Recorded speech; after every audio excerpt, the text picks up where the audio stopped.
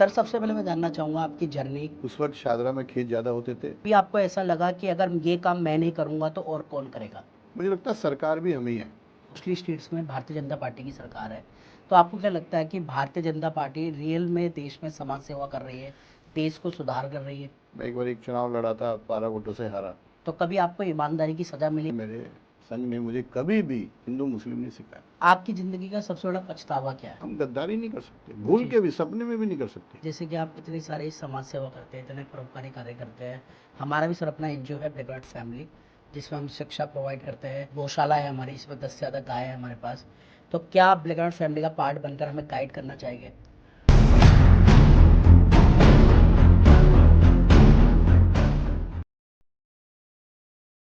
Hello, नमस्ते, अस्सलाम वालेकुम, सत श्री अकाल। मैं अंकित सिंह रावत, आपका अपना होस्ट और दोस्त, स्वागत करता हूँ आपका अपने ब्लैक एंड वाइट शो में, जहाँ बातें होती है फेस टू फेस, जहाँ मिलते हैं हम ऐसी शख्सियतों से जिनकी कहानी न सिर्फ प्रेरणादायक होती है बल्कि आपके जीवन का बदलने का दम रखती है। आज हमारे बीच मौजूद है एक ऐसी ही शख्सियत जिन्होंने अपने आत्मविश्वास, संघर्ष और मेहनत से सफलता की ऊंचाइयों को छुआ है। तालियों की गड़गड़ाहट के साथ स्वागत करना चाहूँगा दिल्ली बीजेपी के प्रवक्ता, शादरा जिला प्रभारी, सेंट्रल पोल्यूशन बोर्ड और दिल्ली पोल्यूशन बोर्ड कमेटी के मेंबर और झिलमिल इंडस्ट्रियल एरिया के चेयरमैन श्री डॉक्टर अनिल गुप्ता जी का स्वागत है सर।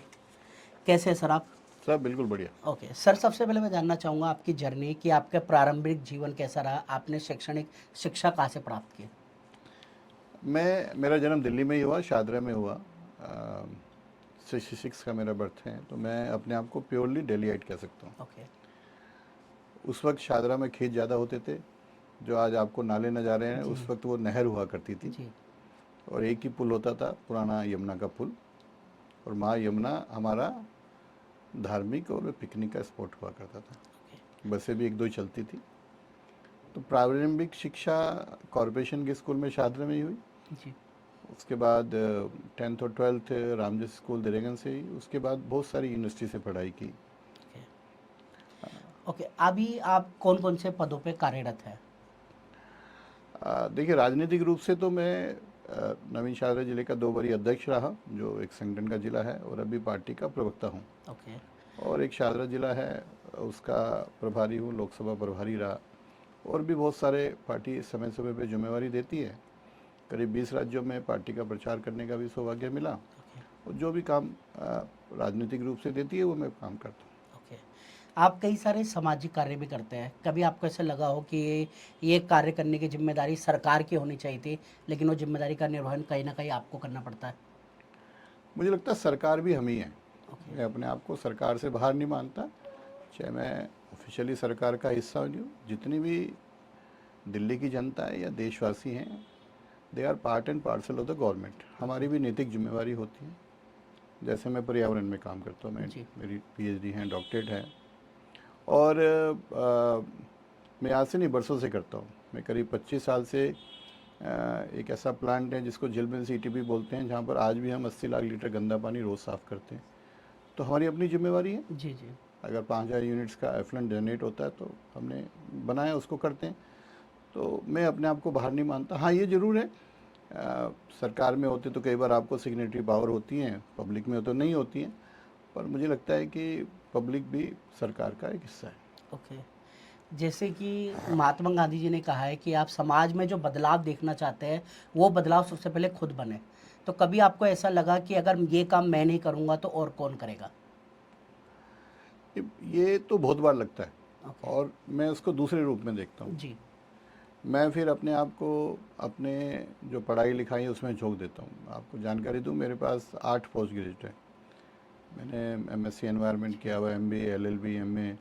मैंने आईटी रुड़की से, आईसी बेंगलोर से पीएचडी, बहुत सारा। तो मुझे कई बार लगता है कि पर्यावरण ठीक रहे, ये हम सबकी नैतिक जिम्मेवारी है। तो जब लगा कि जैसे जैसे शहरीकरण हो रहा है, जैसे जैसे गाड़ियाँ बढ़ रही हैं, आधुनिकीकरण हो रहा है, तो कहीं ना कहीं जो पर्यावरण दूषित होता जा रहा है। जी। तो चाहे मैं राजनीति में हूँ, चाहे नहीं हूँ, चाहे सामाजिक हूँ, मैंने बरसों से पर्यावरण का विषय नहीं छोड़ा।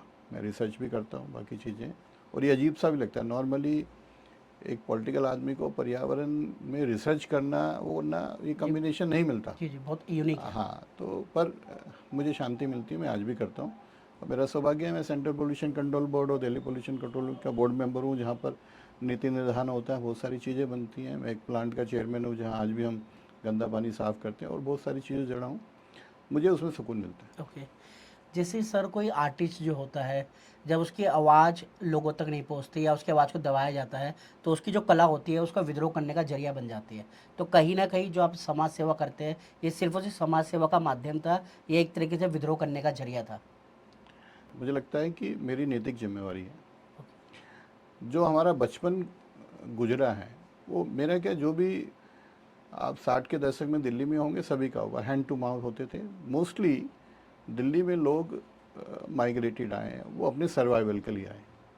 आज आपकी पीढ़ी दूसरी तीसरी हो सकती है, पर जब मेरे फादर आए तो सब सर्वाइवल के लिए, उन पे खाने की दिक्कत होती थी, वो अपना गाँव को छोड़ के क्यों आए? जी तो हमने तो वो समय देखा, जी पैदल भी जाना, ये भी जाना, और हैंड टू माउथ। तो अपने दम पे ही करना जो करना, जी, सेल्फ मेड। दूसरे का सपोर्ट मिले ठीक है, ना मिले, और दूसरे को करना। एक चीज़ और है, जो मेरी जनरेशन से जिन्होंने रहा है, उनकी आज भी मानसिकता है कि जो यंग जनरेशन को सपोर्ट करें। विद्रोह नहीं, पर कई बार निराशा तो हो जाती है, कई बार जी आप जी जी, जो चाहते हो नहीं होता, तो हर एक सामाजिक प्रक्रिया है हर आदमी का। मतभेद तो रहता है। मतभेद नहीं, हल्की सी आप कुछ करना चाह रहे हो, नहीं होता है, तो it is a common phenomena. जी जी, पार्ट ऑफ तो लाइफ। आपको ज़्यादा निराश नहीं होना चाहिए, ठीक है, अगेन स्टार्ट करनी चाहिए जर्नी को। मुझे ओके। लगता है कई बार आदमी का जीवन एक सांप सीढ़ी के खेल की तरह होता है। जी जी, मेहनत करके 99 पे जाता है और फिर 0 पे आ जाता है। लुढ़क सकता है। तो it is part of the life, पर आपको निराश नहीं होना चाहिए, फिर लगना चाहिए। अच्छा, मानव जीवन ही कर्म का जीवन है। अगर आप सिर्फ भोगने के लिए आए तो पशु हो जाएंगे। सही बात है। तो इसलिए काम करना चाहिए। ओके। हर इंसान को ज़िंदगी में कभी ना कभी धोखा मिलता है, और स्पेशली ऐसे कहा जाता है राजनीति बहुत ही खतरनाक चीज़ है, यहाँ पे दिखावे के रिश्ते कहे जाते हैं। तो आपने कभी ऐसा कोई बहुत बड़ा राजनीतिक नहीं, धोखा मुझे झेला? कोई बहुत बड़ा धोखा नहीं, क्योंकि मैं ज़्यादा उम्मीदें भी नहीं पालता। ओके। जी, आदमी को आपका माइंड धोखा तब रहेगा जब आदमी एक्सपेक्टेशन रखेगा। एक्सपेक्टेशन बहुत ज़्यादा हो जाएंगी। जी आप काम करते रहो। मैं भगवान में विश्वास करता हूँ। बहुत सारे मौका है मुझे। मैं एक बार एक चुनाव लड़ा था, 12 वोटों से हारा, तो बड़ा थोड़ा सा सेटबैक लगता है, पूरी मेहनत होती है, जी, फिर लगता है यार डेस्टिनी भी कुछ चीज़ें हैं। सही बात है। मैंने आपको अपनी इज्जत नहीं गंवानी चाहिए। आपका करेक्टर, आपका जो रिस्पेक्ट है, आपका जो कर्म है, वो करते रहो। संतुष्टि जरूरी है। ओके। जैसे आपने बताया कि मात्र 12 वोटों से आप हार गए, तो एक इंसान के लिए, स्पेशली आजकल का जो युवा होता है, वो बहुत जल्दी गिव अप कर देता है और डिस्ट्रैक्ट हो जाता है, डिप्रेशन में चले जाता है। इस सिचुएशन से कैसे बाउंस बैक करें? नहीं, बाउंस बैक क्या, थोड़ी और ज़्यादा मेहनत करो, ओके थोड़ी उससे ज़्यादा, कई गुना ज़्यादा मेहनत की। ओके। और मुझे लगता है कि कर्म तो करना पड़ेगा। आपको कोई चीज़ें बिना कर्म करे मिले तो वो भौतिकवादी हो जाता है, फिर वो आदमी फिर टेक इट ग्रांटेड मानता है, फिर फ्यूचर में धोखा खाना पड़ता है, जो आप कहते हो। तो आप निरंतर अगर कर्म कर रहे हो तो आपको संतुष्टि भी रहती है, और कई बार सेटबैक मिलते हैं तो उसको ओवरकम करते हो आप। आपको इतनी लंबा जो राजनीतिक जीवन और सामाजिक जीवन जी यहाँ पर जी रहे हैं, उसमें सबसे ज़्यादा सपोर्ट किसने किया आपको? नेचुरली परिवार का सपोर्ट सबसे बड़ा होता है। मेरी पत्नी भी राजनीति में है, वो भी पार्षद और चेयरमैन रही है, आज भी अच्छी पोजीशन पे है। दो चीज़ें मुझे लगता है कि परिवार का सपोर्ट ज़रूरी है, और दूसरा मैं एक चीज़ कहना भी चाहता हूँ कि राजनीति में जो आदमी आ रहा है तो थोड़ा पहले घर की स्थिति जरूर देखें। ये बिजनेस नहीं है राजनीति, ये इसको समाज सेवा है। उसी व्यक्ति को राजनीति में रहना चाहिए जिसकी घर की स्थिति, उसका Financial status is सेल्फ मतलब प्रोफेशन एटलीस्ट गुजारे लायक तो उसका सिस्टम होना। जी। तो आदमी फिर करप्शन में जाता है। ओके। तो मेरा बड़ा स्ट्रॉन्ग बिलीव है कि at the cost of your profession, at the cost of your livelihood, आपकी रोजी रोटी की कॉस्ट पे आपको राजनीति में नहीं आना चाहिए। ओके। आपने कभी खुद डिप्रेशन का सामना किया, पर्सनल लाइफ में या प्रोफेशनल लाइफ नहीं, में? डिप्रेशन का नहीं किया। हम तो क्या है कि बचपन में रोटी भी नहीं मिलती थी, तो उससे ज़्यादा क्या होगा किसी जी, को। जी। सारे दिल्ली में आए थे ऐसे सर्वाइवल, कभी रोटी है सब्जी नहीं है। मुझे तो याद है बचपन सब ऐसे ही था। जिसने आदमी ने वो समय देख लिया उसको क्या डिप्रेशन रहना। तो उन चीज़ों ने आपको मेंटली बहुत स्ट्रॉन्ग बना दिया? सभी को, मेरे जैसे जितने भी होंगे, जी जी। हम लोग तो कोई राजा के बेटे तो नहीं है, हम तो सर्वाइवर के लिए आए। हमने अच्छा समय भी बहुत देखा, अभी भी देख रहे हैं, अब तो ठीक है। पर आप जब इस लेवल से उठ के आते हो, फ्री में हम पढ़ते थे, 5वीं तक फीस नहीं होती थी हमारी, जी जी 8वीं तक ही नहीं होती थी। मैंने इंग्लिश सीखी 6ठी से, और आज मैं सारे नेशनल चैनल पे इंग्लिश में डिबेट देता हूँ। जी, बहुत बढ़िया चीज़ तो वो क्या चीज़ें हैं। है। जी जी तो सेट पर ये ज़रूर है कि कई बार खुशी भी होती है, होता भी है थोड़ा बहुत, पर ऐसा कुछ नहीं है, कुछ सुसाइडल कभी नहीं होता। ओके। जैसे यूजली कहा जाता है किसी भी क्षेत्र पे जब आप शीर्ष पर पहुंचते हो तो वहाँ पे कहीं ना कहीं आपको अकेलेपन का सामना करना पड़ता है। आपको ऐसा लगता है कि आप अकेले हैं इस जर्नी में? नहीं, ऐसा जब आप कुछ चीज़ें सोचते हो और वो नहीं होती तो लगता तो है, जी पर इतना बड़ा सर्किल है। आज सही मायने में समय नहीं है। एक समय होता था लोग नहीं होते थे, आज समय नहीं है, लोग बहुत हैं। एक समय होता था कि खाने को बहुत मन करता था तो खाने को नहीं होता था, आज खाने को बहुत कुछ है तो सेहत अलाउ नहीं करता। सेम। तो it is the face of the life, you should enjoy.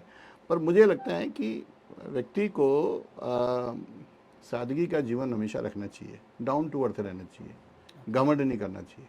Okay. और एक अपने घर में काम करने वाला कोई व्यक्ति है, उसको भी इज्जत से बात करनी चाहिए, अपनी ड्राइवर से, अपने कर्मचारी से। आपको, मुझे लगता है हर इंडिविजुअल ह्यूमन बीइंग की एक डिग्निटी होती है।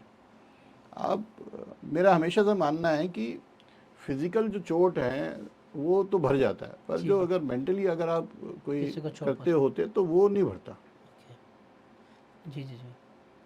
इस वक्त क्या बोलते हैं पूरे देश में मोस्टली स्टेट्स में भारतीय जनता पार्टी की सरकार है।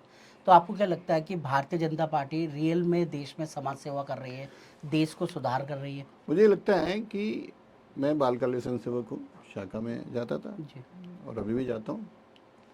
90 में मैं सक्रिय सदस्य बना, ऑलमोस्ट 35 ईयर्स हो गए।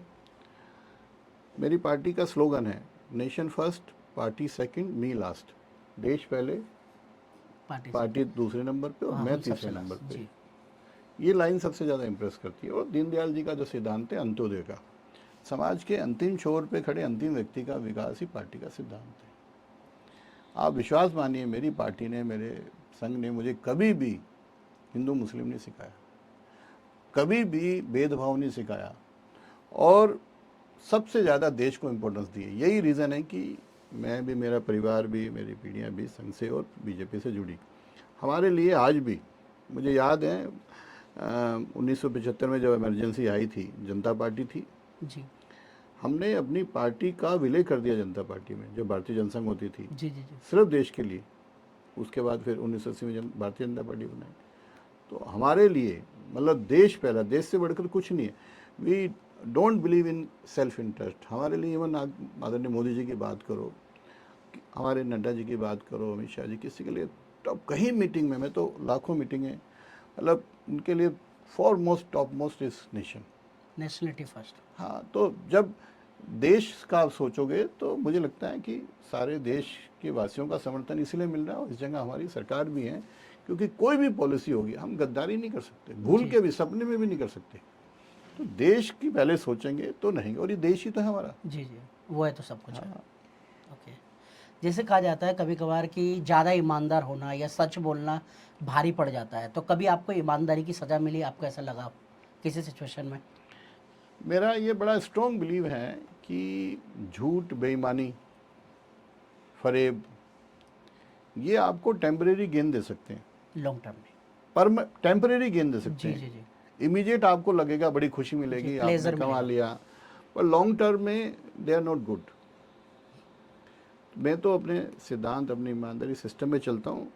उससे लगता है कि आज यार ये पद नहीं मिला, ये काम नहीं मिला, वो नहीं मिला, कोई बात नहीं, पर for 35 years surviving in BJP in a good position is Anil Gupta. जी जी, इट्स तो नहीं तो मैं देखता हूँ कि 10 साल बाद आदमी फेड हो जाता है, मतलब फेड इन द सेंस बरकरार नहीं रहते ऊपर। तो काम मिलता रहे, काम करते रहो। मे बी आप, you are not at the top, जी जी मे बी आप, पर एक से ऐसा स्टेशन है कि आज मैं राष्ट्रीय अध्यक्ष जी का पॉलिटिकल सेक्रेटरी रहा, इज ए बिग थिंग। जी जी, मैं सभी आज के सारे चैनल। नेशनल चैनल्स पे डिबेट पे जाता हूँ। प्रवक्ता नॉर्मली बोलता है, वो पार्टी की लाइन होती है, जी कई जी बार टॉपिक नहीं पता होता, जी जी जी तो ये पार्टी ने फेथ रखा ना हमारे ऊपर, जिससे बात। तो ठीक है। मैं और ऊपर पहुंच सकता था, पर मेरी अपनी डेस्टिनी भी, मेरे अपने कर्म भी तो हैं। जी जी। मैं बड़ा एस्ट्रोनॉमी में बिलीव करता हूँ। तो आपको कर्म करना है, आपके पास्ट कर्मा को आप नहीं चेंज कर सकते, आप जो प्रेजेंट कर्मा है उसमें आप कर्म करके कर सकते अपना हो। बेस्ट दीजिए। ओके। कहीं ना कहीं समाज में लोगों के बीच, राजनीतिक लोगों की एक इमेज है कि वो भ्रष्ट है, भ्रष्टाचारी है। आपको क्या लगता है इसको कैसे बदलाव लाया जा सकता है? पूरा विश्व जानता है कि नरेंद्र मोदी जैसा देशभक्त ईमानदार आदमी कोई नहीं। कोई नहीं है। जी वो भी पॉलिटिशियन है, जी ठीक है ना जी। जी जी जी। तो काम से किया, देश से उससे किया, ऐसे बहुत से लोग हैं। आज हम गोवा के मुख्यमंत्री होते थे हमारे डिफेंस पानी मनोहर पारिकर जी, जी। आज गडकरी जी के बारे में बोलते हैं, हमारे दिल्ली के कई नेताओं के बारे में बोलते हैं। आप अनिल गुप्ता की किसी से बात करें तो वो कहेगा नहीं कैसा भी आदमी बहुत अच्छा है। जी तो ये काम से और अपने एक्ट से आप बताओगे। जी और फिर मेरा एक चीज़ दोबारा बोलता हूँ, जी। आपको राजनीति में किसी चीज़ में आपको घर का ध्यान रखना पड़ेगा। देखो रोटी आपको खानी है, बच्चों को भी पालना है। प्रैक्टिकल सही। अगर आपने इंतजाम नहीं किया हुआ, आप काम नहीं, मैं आज भी अपने बिजनेस प्रतिष्ठान पे बैठता हूँ 2-3 घंटे, जी जी। नहीं कराओगे तो रोटी तो सबको चाहिए, फिर आप करप्शन करोगे। फिर गलत रास्ते में। चोरी क्यों करता है आदमी, डाका क्यों डालता है? जब से उसको बेसिक फिजियोलॉजिकल नीड चाहिए, रोटी तो चाहिए ना। जी जी जी। तो मैं हमेशा कहता हूँ don't be blind in politics, at least take care of your family. मेरे को कई लोग मेरी बात से एग्री इतना नहीं कर एग्री भी नहीं करते सकते। जी होंगे, जी, पर समझ रहा हूँ। नहीं तो आप गलत काम में पड़ोगे। आपको रोटी कपड़ा मकान तो चाहिए ना सर। जी, बेसिक नीड तो या तो पूरी है। आपको एंसेस्ट्रल इतना छोड़ गए कि कोई नहीं, आपको काम सब करने कुछ आ रहा है, जरूरत नहीं है, और वो भी मुझे लगता है थोड़े दिन बाद फेड अवे हो जाता है। जी। ओके। आप पर्यावरणविद है, एनवायरमेंटलिस्ट है, एक नेता होने के साथ ये बहुत एक यूनिक लगता है। आपको क्या लगता है? मुझे देखो, मुझे बहुत से लोग कहते हैं, पर मुझे तसल्ली होती है। ओके। मैंने आपको बताया राजनीति सांप सीढ़ी है, आप 99 पे पहुंचोगे तो जीरो पे आ जाते हो। ये मेरे जीवन में भी बहुत बार हुआ है। पर मेरी पढ़ाई लिखाई मेरे से कोई नहीं छीन सकता, मेरा दिमाग कोई नहीं छीन सकता। आप मेरे से मेरा पद छीन सकते हो, जी जी। विज्ञान में। आप मेरे से कुछ भी छीन सकते हो मेरे से, जी जी। पर मेरा दिमाग थोड़ी नहीं छीन सकते हो। सही बात। और मैं आज भी पढ़ाई करता हूँ, आपको सरप्राइज होगा इस उम्र में भी आज भी मैं रिसर्च करता हूँ। मैं सौभाग्यशाली हूँ कि मैंने आईटी से पढ़ाई की, आईआईसी बेंगलोर से नंबर 1 है, मैंने इग्नू से किया, डीयू से किया, इतना सारा मेरे पास है। तो कई लोग मुझे कई लोगों को तकलीफ भी होती है, पर मुझे लगता है कि मेरे पास एक ऐसी दिमाग और लाइन है जो जब तक मैं आखिरी सांस लूँगा मैं उसमें काम करता रहूँगा। तो मुझे तसल्ली है, मेरी सेल्फ सेटिस्फेक्शन है, कुछ भी तो कंट्रीब्यूट करता हूँ आज मैं। जी जी जी। जिस वे में इंसान कर सके। और करता मैं, मेरे का है तो मैं करता हूँ। जी जी और मुझसे ये कोई नहीं छीन सकता। मैं से जब ऊपर जाऊंगा तभी छीना जाएगा। जी जी जी। ओके। जैसे कि दिल्ली में एयर पोल्यूशन बहुत है, तो दिल्ली की हवा को साफ करने का असली रास्ता क्या है? देखिए, दिल्ली में एयर भी है, यमुना जी में भी पोल्यूशन वाटर है, पोल्यूशन। बहुत सारी चीज़ें हैं। मैं बहुत से चैनलों पे बोलता हूँ, आदमी बीमार होता है, एक तो बीमारी को दबा दे और एक बीमारी को जड़ से ख़त्म करे। जी। मैं स्ट्रॉन्ग बिलीवर है कि जड़ से ख़त्म होना चाहिए। ओके। पॉल्यूशन का जो सोर्स है वो ख़त्म होना चाहिए। अभी तक हम ज़्यादा कॉस्मेटिक काम करते हैं। पोल्यूशन हो गया तो पानी का छिड़काव कर दो, स्मोक टावर लगा दो, मॉनिटर कर लो, सफाई कर दो, ये कर दो। आपने बीमारी पैदा क्यों होने दी सर? सोर्स पे काम करना पड़ेगा। ओके। एयर पोल्यूशन की बात करें, सोर्स हैं, पराली हैं, डस्ट हैं, व्हीकलर पोल्यूशन है। आपको व्हीकल्स को इस हिसाब से संख्या कम करनी पड़ेगी, सबको ईवी पे लाना पड़ेगा। जी आपका इतना डस्ट जनरेट होती है। जी जी। दिल्ली का अगर बात करें, करीब 1485 स्क्वायर किलोमीटर एरिया है, 28,000 किलोमीटर दिल्ली की सड़कें हैं। आप जाइए, सड़कों पे धूल मिट्टी है, जब उड़ता है टायर चलते हैं तो पर्टिकुलर मीटर 2.5 और 10 जनरेट होता है। मुझे लगता है कि जिस तरीके से हम लोग मास्टर प्लान बनाते हैं, मैं स्ट्रॉन्ग बिलीवर हूँ, चाहे हमारी सरकार है चाहे कोई भी है, देश और दिल्ली को चाहिए एनवायरमेंटल प्लान। जी क्योंकि एनवायरनमेंट सिर्फ शुद्धिकरण ही हमारा जीवन भी है। आज हम खरबों रुपये बीमारी में, सांस की बीमारी, लंग्स की बीमारी करते हैं, हमारी हेल्थ के लिए बड़ा जरूरी है। पशुओं को बीमारी बहुत होती है, इवन आपको विश्वास नहीं होगा, वृक्षों को बीमारी होती है। आप जितना डस्ट लोड उन पर डाल रहे हो, देखोगे वो तंग होते हैं। उनकी जो ऑक्सीजन की जनरेशन कैपेसिटी है वो ख़त्म हो जाती है, उनकी जो कार्बन डाइऑक्साइड की इनहेलिंग की कैपेसिटी है उस पर असर पड़ता है। तो सोर्स पे काम करने की ज़रूरत है। एनवायरमेंटल प्लान बनाएंगे, कॉस्मेटिक काम नहीं चाहिए। कॉस्मेटिक में अभी भी काम नहीं हुआ, इस पर काम बहुत करना है। सोर्स पे काम करेंगे, जड़ से ख़त्म करेंगे, टाइम लगेगा। आज काम शुरू करते तो 3 से 5 साल लगेंगे। सोर्स पे काम करेंगे तो हो जाएगा। और ये जो दिल्ली सरकार है इसने सोर्स पे काम करना शुरू किया। क्या आपको कभी ऐसा लगा कि दिल्ली में जो प्रदूषण का मुद्दा है वो ना इन्वायरमेंटल मुद्दा है बल्कि एक राजनीतिक मुद्दा भी बन गया है? नहीं नहीं, ये तो प्योरली मानवता का मुद्दा है। ऐसे सीरियसली लेने की जरूरत है। सीरियसली मानवता का मुद्दा है। करीब 25-30 लाख बच्चे बीमार पड़े, लंग्स की बीमारी है।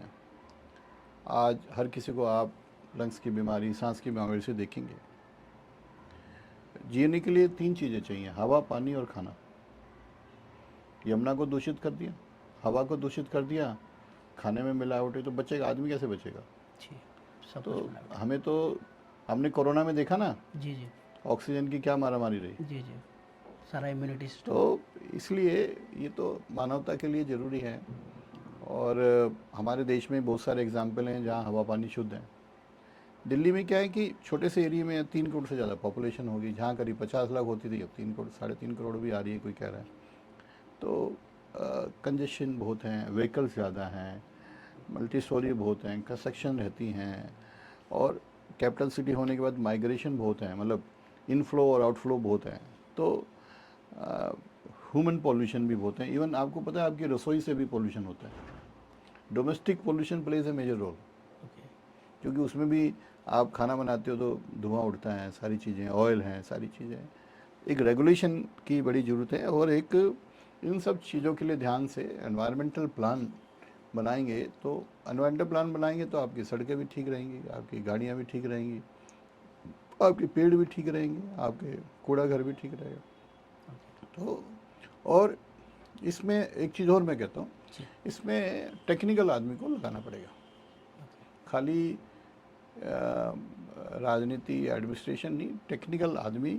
मैंने देखा है बेंगलोर में, मैंने नंबर 1 देश की यूनिवर्सिटी है Indian institute of science Bangalore, मैंने वहाँ पढ़ाई की है। वहाँ देखा है किस तरीके से झीलों को रिवाइव किया, किस तरीके से सेल्फ सफिशिएंट बनाया, वाटर टेबल, जंगलों को काम किया।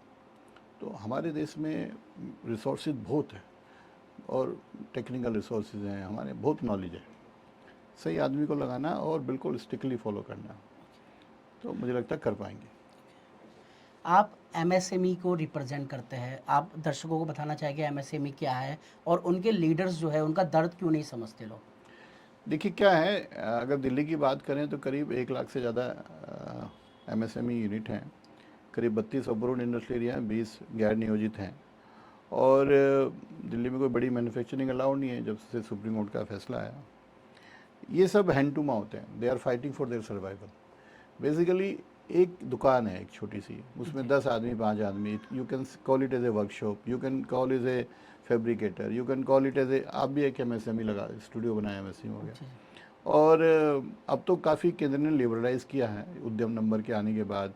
आपको बैंक से बड़ा इजीली अच्छे रेट पे, कम रेट पे लोन मिल रहा है और तंग भी कम हो रहे हैं। पर फिर भी मुझे लगता है कि करीब डायरेक्टली 10 लाख और इनडायरेक्टली 20 लाख लोगों को रोज़गार देता है दिल्ली में, और दिल्ली की इकोनॉमी का one of the major shares हैं। तो मुझे लगता है फिर भी जो ये 2-3 विषय हैं, जैसे पानी का विषय है, बोरवेल से तंग होते हैं, पानी आता नहीं है, बोरवेल है नहीं, औद्योगिक क्षेत्रों में सड़कों की हालत, सीवर की हालत, बिजली के ज़्यादा दाम, ये सब चीज़ों पे ध्यान देने की ज़रूरत है। और हमारे देश में इतने राज्य हैं, अब यूपी में देखोगे तो बिजली कम रेट पे मिलती है, लेबर का रेट कम है, दिल्ली में ज़्यादा है, पैरिटी नहीं है। तो और इतना बड़ा सोर्स ऑफ एम्प्लॉयमेंट है इकोनॉमी, तो इस पर केंद्र सरकार अब काफ़ी ध्यान दे रही है, पर still more to be done. Okay. अगर आप आज दिल्ली सरकार के हिस्सा होते हैं तो आप क्या क्या स्टेप्स लेते हैं? मैं तो हूँ हिस्सा, मतलब मैं तो अपने आप को मानता हूँ हिस्सा। मेरे पास पद नहीं है, बात अलग है, पर मैं दिल्ली का नागरिक हूँ, पार्टी का कार्यकर्ता हूँ। तो बीच बीच में पार्टी लेवल पे बताते हैं। जी जी, मुद्दे आप डिस्कस करते हैं। हाँ, जैसे यमुना का मेरे 2 मुद्दे प्रायोरिटी पर रहे, यमुना क्लीनिंग और एयर पोल्यूशन, और आज जो दिल्ली सरकार उस पर स्टेप्स ले रही है, मुझे लग रहा है वो ठीक ले रही है। जैसे कि आपने ऑलरेडी बताया कि आपका स्ट्रॉन्ग बिलीफ है कि पहले इंसान को अपनी बेसिक नीड्स पूरी करनी चाहिए। तो जो युवा राजनीति में आना चाहता है, आप उसे क्या मैसेज देना चाहोगे कि राजनीति और परोपकार, समाज सेवा एक साथ चल सकते हैं या नहीं? नहीं, दोनों चल सकते हैं, पर परिवार को भी तो चलाना है ना। जी। मेरी थ्योरी से बहुत से लोग डिफर करेंगे। राजनीतिक और परोपकार एक साथ चल सकते हैं, कोई दिक्कत नहीं, करना भी चाहिए, जी। पर परिवार भी चलाना है। आप अट्रैक्ट होके फुल टाइम पॉलिटिक्स करोगे तो सर्वाइवल कैसे करोगे? सेवा। या तो आपके बाप दादा इतना छोड़ गए, आपको 2-3 पीढ़ी जरूरत नहीं है। जी। मेरा ये मानना है कि आप किसी फैंसीजम में मत पड़ो, जी जी। आप अपना थोड़ा बहुत रोजगार भी करो। ओके। मेरी बात से बहुत से लोग एग्री नहीं करेंगे, जी जी। पर मैं साफ कहता हूँ, भैया आप नौकरी करो, कोई रोजगार करो, कुछ अपने परिवार का ध्यान रखो, फिर समय मिले तो राजनीति में आओ या समाज सेवा में आओ। ओके। नहीं तो आप बताओ ना कैसे सर्वाइवल होगा? जी जी जी, बेसिक नीड तो 3 टाइम तो खाना खाना पड़ेगा, सही बात। कपड़े भी चाहिए। जी जी जी जी। आपकी ज़िंदगी का सबसे बड़ा पछतावा क्या है? पछतावा तो क्या होगा, कुछ नहीं होगा। पछतावा क्या है? ओके। जिंदगी ने खूब हिचकोले दिए हैं। उनसे वो लड़ने। आपने वो झूले में झूलते हो ना, जी जी जी। कभी ऊपर बढ़ा रहता है, कभी नीचे जी, कराया जी, रहता है, जी। फिर ऊपर कराया रहता है, नीचे कराया रहता है, चलता रहता है। क्या पछतावा होना? आप देखो, आप ज़्यादा उम्मीदें रखोगे तो पछतावा होगा, ज़्यादा उम्मीदें मत रखो। ओके। आप अपने को थोड़ा सा ज़्यादा हाईफाई मत समझो ना। जी जी जी। ज़्यादा उम्मीद पालोगे तो पछतावा होगा। कुछ उम्मीद ही नहीं रखो, काम करते रहो, कर्म करते रहो, जो मिलेगा ठीक है। ओके। आप इतनी मल्टीपल थिंग्स में एक्टिव है, तो आप पर्सनल लाइफ को कैसे मैनेज करते हैं, कैसे बैलेंस बनाते हैं आप? हो जाता है, ऐसा कुछ नहीं है। मुझे लगता है मेरी वाइफ का बड़ा रोल है उसमें। अच्छा, वो भी सामाजिक और राजनीतिक हैं तो वो समझ जाती हैं। देखो, आप अगर सामाजिक में और राजनीति में तो आपको फैमिली को कॉन्फिडेंस में लेना पड़ेगा, जी। नहीं तो फिर घर में झगड़े होंगे। बिना परिवार की सहमति के आप नहीं कर सकते, तो वो बैलेंस मिला हुआ है और आजकल बैलेंस हो जाता है, ऐसा कुछ नहीं है। ये है कि कई बार तो फिर भी लगता है यार इतना खाली टाइम भी है, पर बैलेंस हो जाता है, ऐसा कुछ नहीं है। पर जब पार्टी के काम से बाहर जाना पड़ता है, महीने 2-2 3-3 महीने रहना पड़ता है, जी। तब थोड़ी बहुत दिक्कत आती है, व्यापार में भी और उसमें भी। और पार्टी का आदेश है तो करना पड़ता है, रूटीन में दिक्कत नहीं आती। ओके। आप क्या चाहते हैं, आपको लोग किस रूप में याद रखें, राजनेता, परोपकारी या कुछ और? मुझे लगता है कि एक ईमानदार और छवि का राजनीतिक और जो पर्यावरण में काम करता है। ओके। आप उन दर्शकों को क्या कहना चाहोगे जो कहीं ना कहीं सिस्टम से हार चुके हैं, उनको क्या मैसेज देना चाहिए आप? नहीं, हारने की जरूरत नहीं है, काम करे जाओ, भगवान सब देखता है। बिल्कुल, आप किसी को निराश होने की जरूरत नहीं है। समय सबका आता है। मैं हमेशा मानता हूँ कभी ना कभी सरस्वती जवान पे भी बैठती हैं, समय आता है। कर्म करना नहीं छोड़ना चाहिए, आदमी को गलत चक्करों में नहीं पड़ना चाहिए। कई आदमी चोरी चकारी, झूठ फरेब, धोखाबाजी, वो नहीं, उसमें नहीं पड़ना चाहिए। जनरली करोगे, भगवान भी आपका साथ रहेगा, और भगवान भी कई बार परीक्षा लेता है। जी। और यही तो है ना, ये तो है। आपको एक दिन भूखा रखेगा, 2 दिन रखोगा, तो फिर आप क्या कर रहे हो, गलत कर रहे हो, सही कर रहे हो। भगवान किसी का बुरा नहीं चाहता, मेरा मानना है। कर्म है हमारे। कई को लगता है यार ये हम दोनों इकट्ठे ही हैं, ये आगे बढ़ गया, मैं नहीं बढ़ा। तो मेरा तो स्ट्रॉन्ग एस्ट्रोनॉमी में बिलीव है, उसके पूर्व कर्म जो है वो भी तो सामने है ना। जी, वो भी लेके बेगस लेके हाँ, खाता। तो वो निराश होने की ज़रूरत नहीं है। मैंने बहुत देखे हैं जीवन में लोग जो जीरो से ऊपर उठते देखे, और बहुत से ऐसे भी देखे जो ऊपर से नीचे गिरते देखे। ओके। अगर आप आज 18 साल के अनिल गुप्ता जी होते, तो आप किस मिशन पे काम करते, आप क्या कर रहे होते, क्या आपका प्लान होता? मैं फुल फ्लेश पर्यावरण पे काम कर रहा होता। मुझे लगता है कि देश को भी और प्रदेश को भी ज़रूरत है। अभी तो जो मैं पार्ट टाइम करता हूँ, पर मुझे लगता है कि मुझे, मेरे जैसे लोगों को पर्यावरण ठीक रहे उस पर बहुत ज़्यादा काम करने की ज़रूरत है। ओके। जैसे कि आप इतनी सारी समाज सेवा करते हैं, इतने परोपकारी कार्य करते हैं, हमारा भी सर अपना एनजीओ है ब्लैक एंड व्हाइट फैमिली। जिसमें हम शिक्षा प्रोवाइड करते हैं। गौशाला है हमारी, जिसमें 10 से ज़्यादा गाय है हमारे पास। तो क्या आप ब्लैक एंड व्हाइट फैमिली का पार्ट बनकर हमें गाइड करना चाहेंगे?